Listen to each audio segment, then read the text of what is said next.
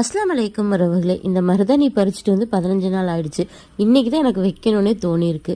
இப்போ வந்து வெயில் ஜாஸ்தியாக இருக்கனால உடம்புக்கு ரொம்ப குளிர்ச்சி. இந்த மருதாணி கண்டிப்பாக கிடைச்சா அரைச்சி வைங்க. இதை பார்க்கும்போதெல்லாம் எனக்கு எங்கள் அம்மா நினப்பு தான் வரும். எங்கள் அம்மாவுக்கு மருதாணினா ரொம்ப பிடிக்கும். எனக்கும் அதே மாதிரி தான். எனக்கு வந்து இந்த தொப்பி, இட்லி, தோசை மாதிரி தான் வைப்பேன். வீட்டில் எல்லோரும் கிண்டல் பண்ணுவாங்க, என்ன இப்படி வைக்கிறீங்க, பட்டிக்காடு மாதிரி இருக்கீங்கன்னு. யாருக்காகவும் என்ன நான் மாற்றிக்க மாட்டேன். எனக்கு இப்படி தான் வைக்க பிடிச்சிருக்கு, அதனால நான் இப்படி தான் வைப்பேன். கொஞ்ச நேரம் தான் வச்சேன், நல்லா செவந்திருக்கு. என் தங்க பிள்ளைக்கு வந்து பசி வந்துடுச்சு, அதனால கிச்சனுக்குள்ளே நான் வந்ததுமே அவங்களும் வந்துட்டாங்க. அவங்களுக்கு முட்டையை வேக போட்டுட்டு நான் லஞ்ச் வேலைகளை பார்க்க ஆரம்பித்தேன்.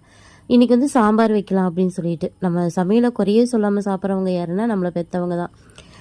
எனக்கு அம்மா கை பக்குவம் இருக்கான்னு கேட்டால் இல்லை. அண்ணனே சொல்லுவான், அம்மா மாதிரி நீ சமைக்கிறது இல்லை அப்படின்னு. ஒருவேளை அம்மா கூட நின்று இப்படி பண்ணுமா அப்படி பண்ணுமான்னு பழகியிருந்தா அப்படின்னா அம்மா கை பக்குவம் வந்திருக்கும்னு நினைக்கிறேன். அம்மா இறந்ததுக்கப்புறம் அம்மாவுக்கு உடம்பு சரியில்லை அப்படிங்கும்போது தான் நான் வந்து சமைக்கிறதுக்கே போய் நின்னேன். அப்போல்லாம் வந்து அம்மா செய்வாங்க இல்லையா, அதை பார்த்து கண்ணில் பார்த்து கையில் செஞ்சது தான் சமையலெல்லாம்.